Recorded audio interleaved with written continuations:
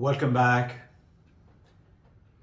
Once again, our very simple inspections and inquiry sessions into who we really are.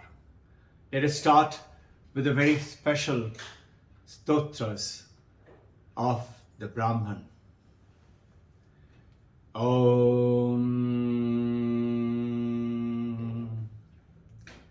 Asato Ma Satkamaya Tamaso Ma Jyotirgamaya Mrityurma Amritam Gamaya.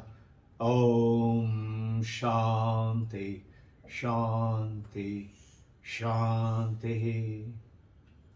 O Divine Mother, hold our hand. Krishna, Brahma, Vishnu, Maheshwara, Mahavatar, Kalpa Yogi Babaji, the Deathless Master, guide us,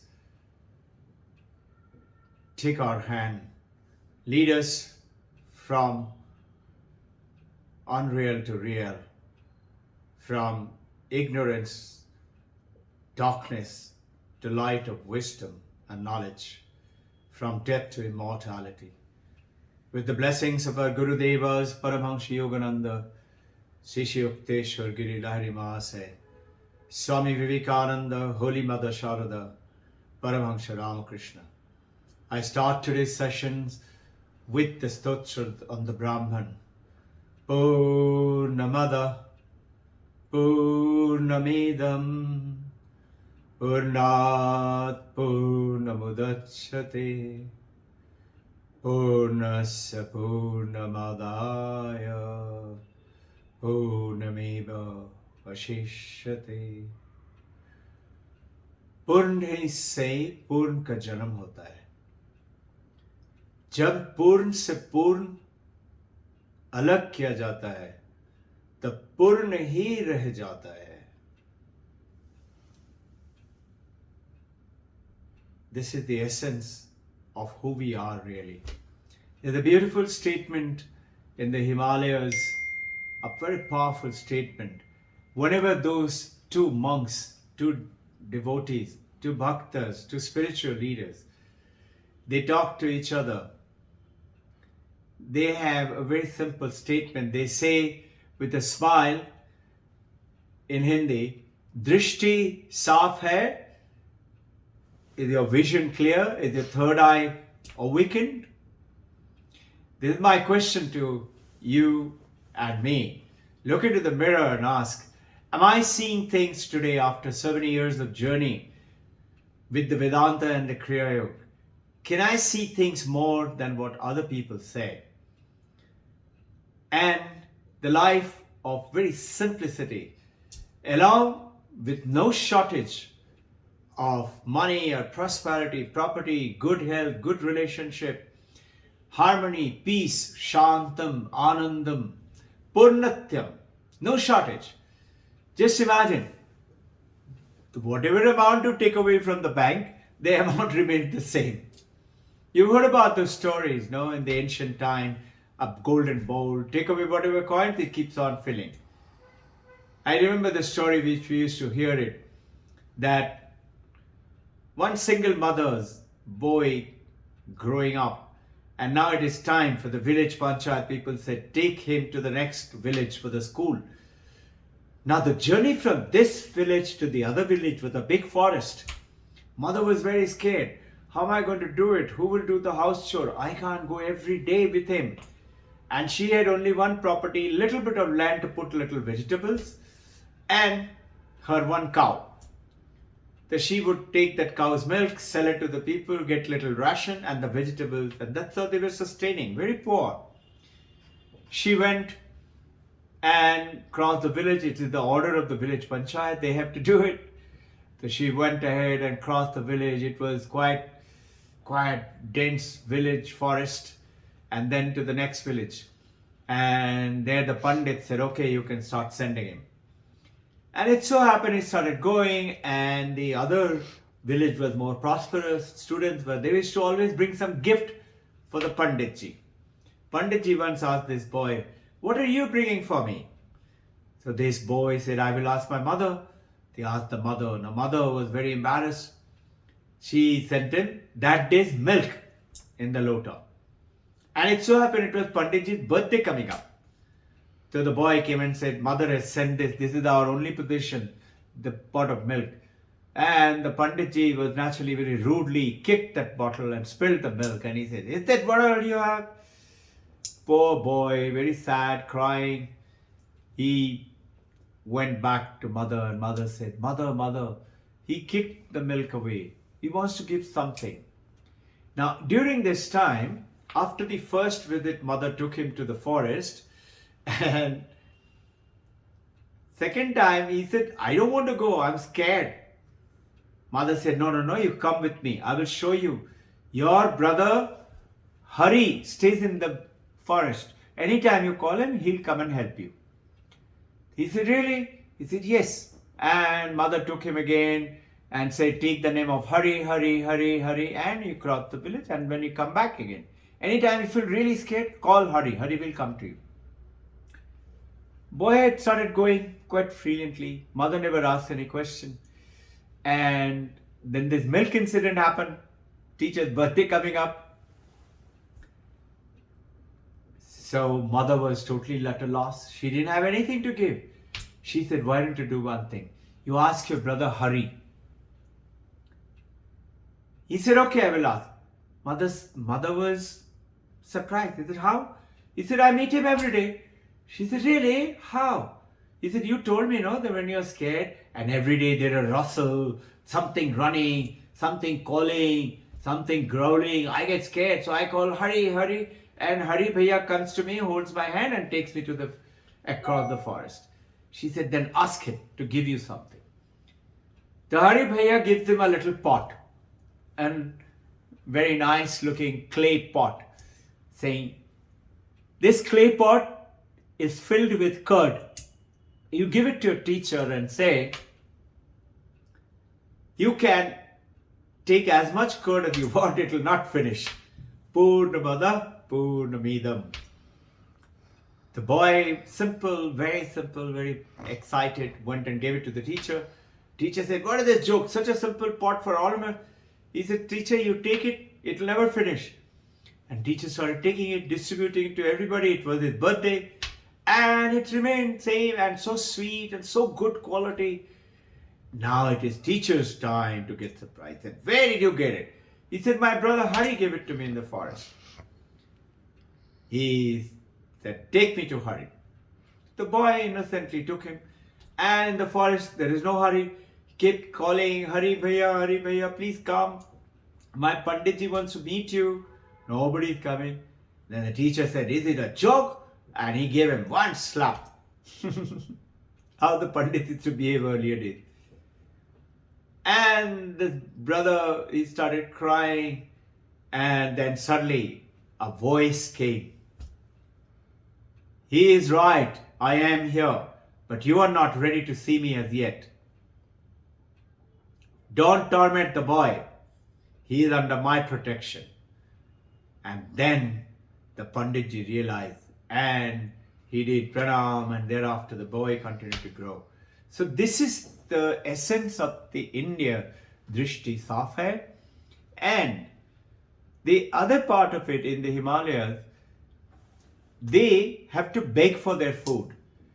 There are some place in some of the cities, some of the villages called Annakosh, in which one time in a day at about 12 o'clock, they will give food to whoever comes, and they have a Gupta Bhandar, and anybody goes there, especially a monk only has to. When the monks go, door opens. Strange, some guy is monitoring. They give them blanket, one chappal, one topi on the top. Blanket to sleep on, to wrap on, chappal to walk on, and one topi. That's all. Now, sometimes in Annakot, they give during the winter season one chunk, a big chunk of molasses, good molasses. And you were supposed to take through the winter every day, little to pass the winter, because freezing cold, no food to be available, and they're all staunch. They get little rice and little grain, which they carry and stay in the... So this is how they live. Here they have a saying, Kabhi ghee ghana. They have to beg for food, no? So when they beg, he said, Kabhi ghee ghana. Sometimes the food is rich with ghee and butter. Kabhi muthi bhar chana. Only one little chana comes in the hand. And they go on to say, Kabhi wo bhi mana. Even that is not available sometimes. This is the life they lead. I want to bring it to your notice today as we cover this incredible story of India. You know, it's such a powerful book. And it is the Hyderabad Ramakrishna Mission has published in the name of Swami Vivekananda. And the whole book has been launched by Vivekananda's wordings. And you know what Vivekananda is saying here?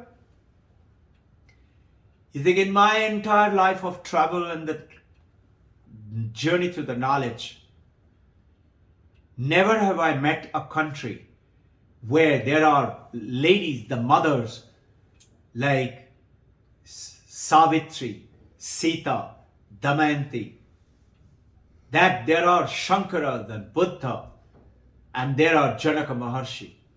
Never have I met a country where people have never raced for money and money and money. And yet, India was the richest country in the world, called the Golden Bowl, Sone Ka Chidiya. All of you have read it in your history book. I had read it too. And I had read it as Golden Bowl, also as Sone Ka Chidiya. I never understood. Our teachers just said, do you know India used to be so rich that people came from Alexander the Great,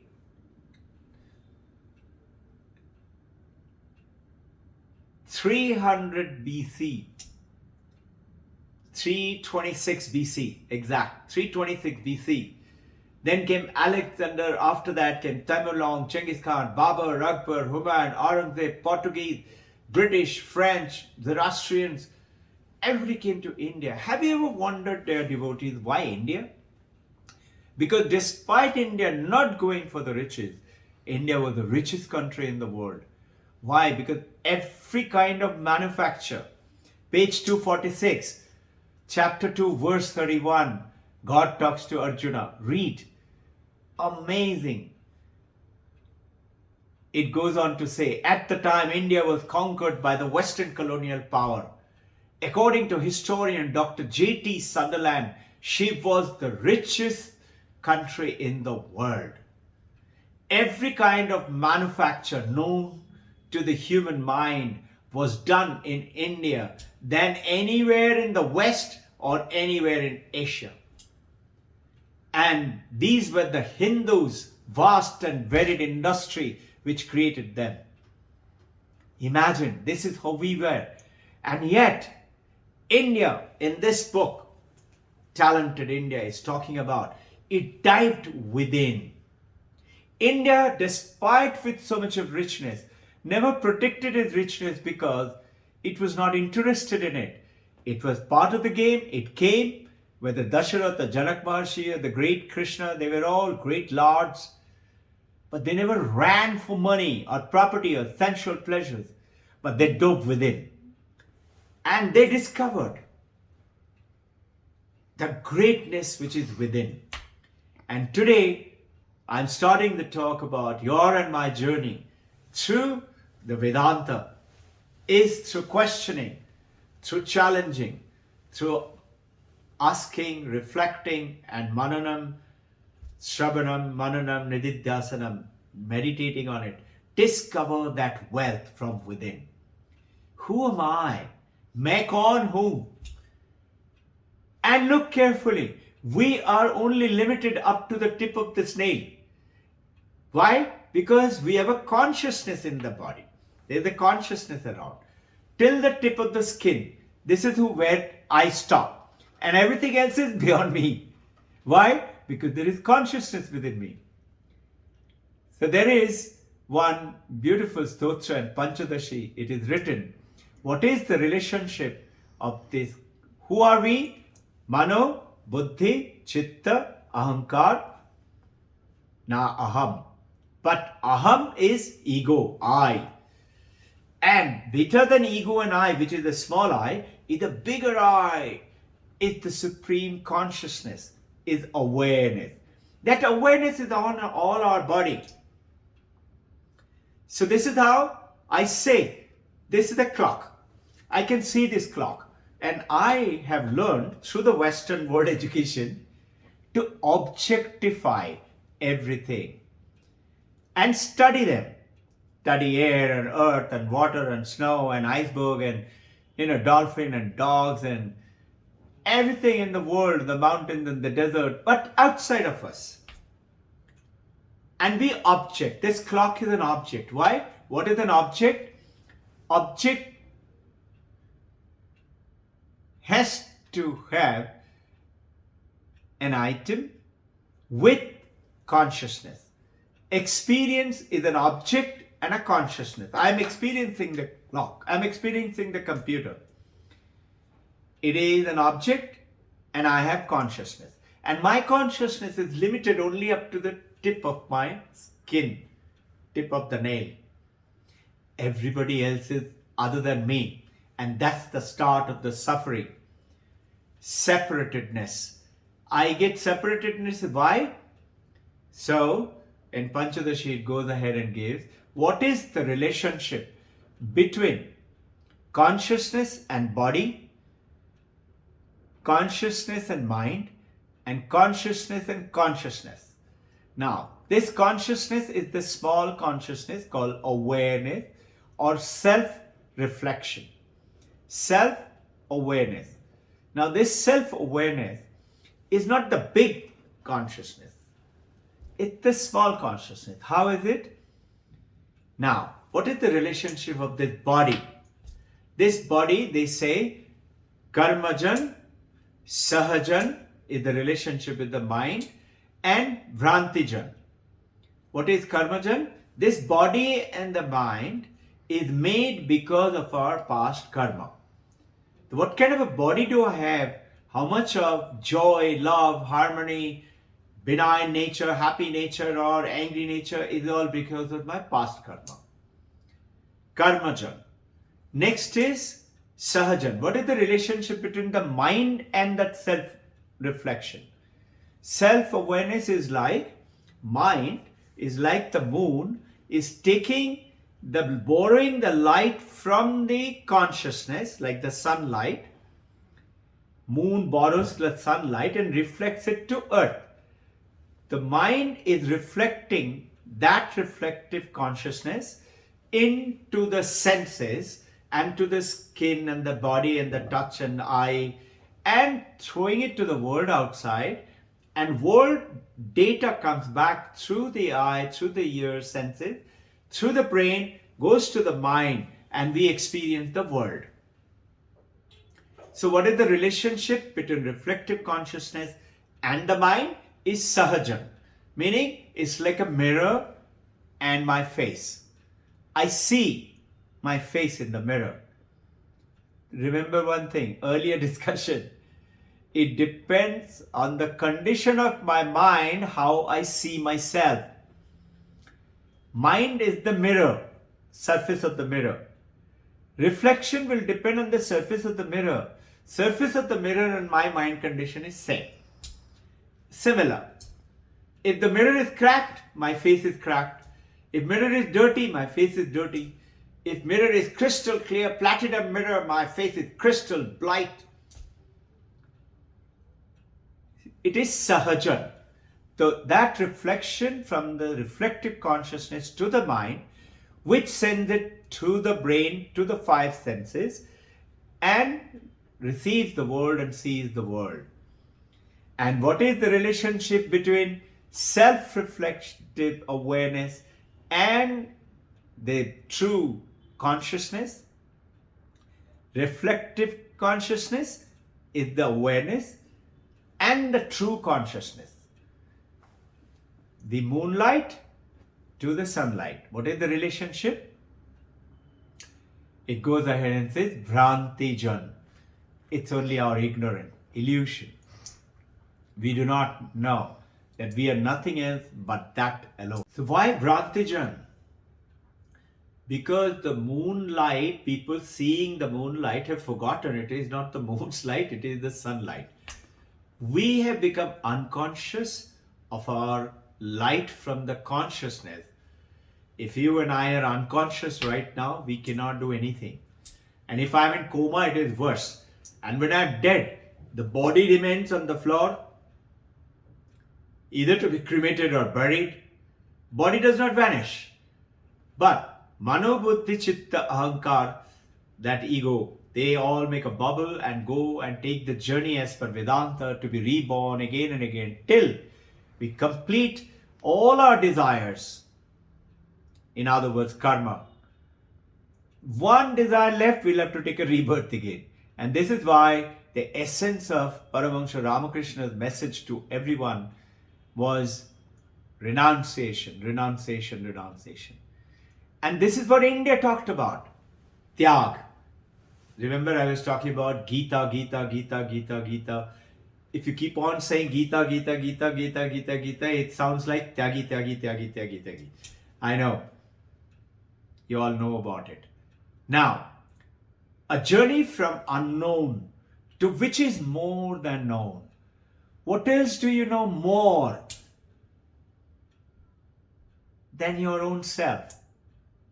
So the next question comes in, is that who is this I?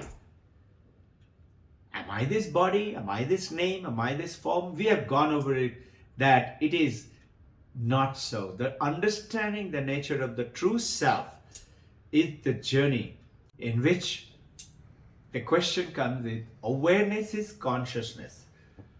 But the true consciousness is not only awareness, because only awareness is influenced with the mind and the mind influences. It is not the same. Moonlight is sunlight. Awareness is reflective consciousness, but it is not the entirety of the consciousness. Why? Because you become aware. And this is why I use the word from unknown to which is more than known. Now, in which the moment I become aware, remember the definition of experience and knowledge. Experience has a beginning, has an end. Knowledge is a beginning, has no end. I have an experience, including samadhi. I experience samadhi through the Patanjali, through Kriya Yoga Shastras. But there is an entry to the samadhi, there is an exit from the samadhi. Isn't it? There is an end to that experience of samadhi. But the knowledge gained in the samadhi is eternal. I am that. That cannot be wiped away. Now, the moment I become aware, awareness is what the Western world has taught us, things outside of us, object. I'm aware of this clock, of the people, of the person, my friend, my partner. They're all objects. I'm aware of my thoughts, my anger, my love, my greatness, my compulsion, my compassiveness, my wanting to help people, my kindness. I'm aware, they're all objects. I'm aware of I understand this, I don't understand it. It is something beautiful, it is something horrid, I don't like it. These are all objects as per Vedanta. So the moment I become aware of my awareness, it becomes an object. Then, but the self, the true consciousness is beyond that awareness too. And in which awareness and the self, the ultimate goal of the question which will come, a question will come, whatever we are aware of is an object. If we become aware of the self, that means self is an object. Now this is where in our study and research and the question comes in, is that I am self-aware, I'm aware of that self, but that Is it really the true self? The self, will it remain unknown? No, it is more than known. But the moment you know of the true consciousness, which is called the enlightenment, then you are just the knower. You are just the knower. And you are that. I am that. You are that Brahman, Aham Brahmasmi. Then it is, you are not an object. You are that itself. Wave, ocean, water, same simile. It goes on to say. Now, in terms of everything else in the world, as you go ahead, Jagrat state, Mandakya Upanishad, Sapna state, Sushupti state, deep sleep state. Notice in the deep sleep state, the mind and the body is blocked away. So what do I get? A blankness. But experiencing that blankness through the consciousness, we begin to realize through our Nididhyasana meditation that there is a powerful light. Turiya, the Chaturtham, is the light which is making me aware of my relative world, awakened world, of my dream world, and of my deep sleep world, that I am experiencing the blankness. And when you connect with that light and you start to just taste that everything else is that light, you will suddenly see, you lose the sense of this body, that bordering skin up to the nail, the awareness, and you will become rock solid, bronze statue. And as you practice more and more, duration will increase. I wish you good luck for this coming Sunday for a powerful session. Find out, dive down, discover some good questions. Jai Guru. May, with the blessings of Brahman, we take up this journey of knowing everything without any blemish.